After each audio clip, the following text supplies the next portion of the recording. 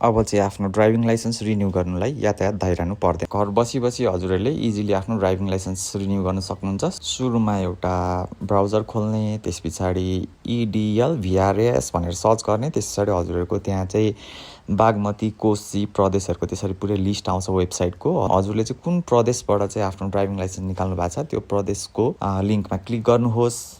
त्यसपछि चाहिँ यस्तो खालको पेज खुल्छ। हजुरले चाहिँ इलेक्ट्रोनिक ड्राइभिङ लाइसेन्समा क्लिक गर्नुहोस्। त्यस पछाडि यसरी रिन्यू लाइसेन्स भन्ने अप्सनमा फेरि क्लिक गर्नु। अनि त्यस पछाडि हेर्नुहोस् त यहाँ new format, old format, licence format भन्ने छ। हजुरको त अब सकभर न्यू फर्मेट नै होला। अनि त्यो न्यू फर्मेटमा टिक लगाएर लाइसेन्स नम्बर आफ्नो हाल्नुहोस्। अनि राष्ट्रिय परिचय पत्र नम्बर हाल्नुहोस्।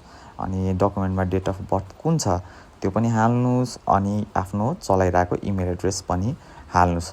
त्यति गरिसके पछाडि कन्टिन्यूमा क्लिक गर्नुहोस्। मेरो ड्राइभिङ लाइसेन्स चाहिँ एक्सपायर नभएको कारणले गर्दाखेरि यो लाइसेन्स इज नट एक्सपायर्ड भनेर आएको छ। हजुरहरूको चाहिँ एक्सपायर भइसकेको छ भने हजुरहरूको चाहिँ यस्तो खालको देखाउँछ। यो पेजमा चाहिँ ड्राइभिङ लाइसेन्सको सबै डिटेल्सहरू देखाउँछ। डिटेल्सलाई भेरिफाई गरेर प्रोसिडमा क्लिक गर्नुहोस्। यति कम्प्लिट भइसके पछाडि हजुरको मोबाइलमा चाहिँ एउटा मेसेज आउँछ, त्यसमा चाहिँ लिङ्क हुन्छ।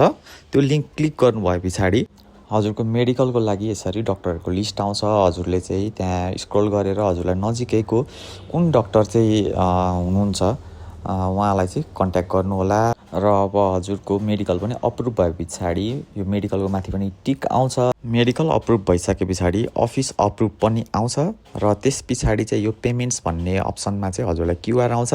र हजुरले चाहिँ त्यो QR मार्फत हजुरले पेमेन्ट गरिसक्नु भए पछाडि हजुरको ड्राइभिङ लाइसेन्स रिन्यू हुन्छ। रिन्यू भइसके पछाडि हजुरले मेसेज पाउनुहुन्छ मोबाइलमा। अनि लिङ्क पनि पाउनुहुन्छ। त्यो लिङ्क ओपन गर्नुभयो पछाडि रिन्यू भएको लाइसेन्सको डिटेल्सहरू हजुरको पेजमा ओपन पनि हुन्छ। यति गरिसक्नु पछाडि हजुरको चाहिँ ड्राइभिङ लाइसेन्स रिन्यू भयो। यस्तै कन्टेन्टहरूको लागि हामीलाई लाइक, सेयर, सब्सक्राइब गर्नु चाहिँ नबिर्सिनु होला।